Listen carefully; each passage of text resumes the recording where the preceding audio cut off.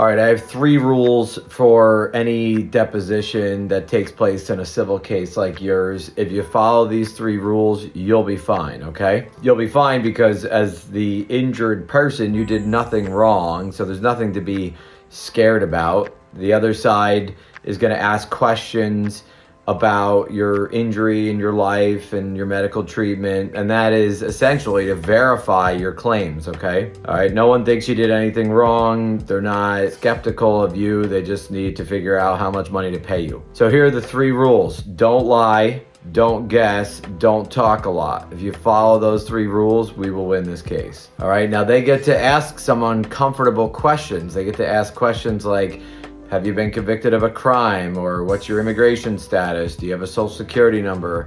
Do you post weird things on the internet? Just tell the truth to all of those things. And the reason is, just because they ask those questions today does not mean that they get to ask them at the time of trial, all right? But if you call your own credibility into question by telling a lie today, then that is going to increase the likelihood that they get to ask uncomfortable questions at the time of trial.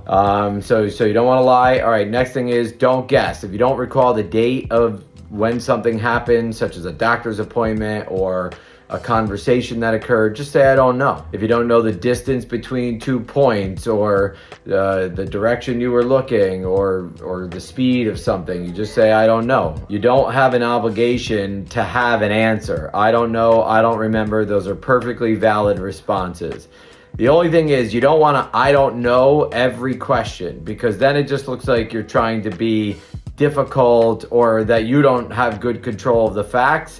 That won't help. So to the extent that you do know the answer, you want to seem cooperative, forthcoming, and helpful, all right? And then finally, don't talk a lot. You can answer most of these questions with as few words as possible. Yes, no, black, white. 1-word answers suffice as sentences. So try to limit the number of words you use to answer each question.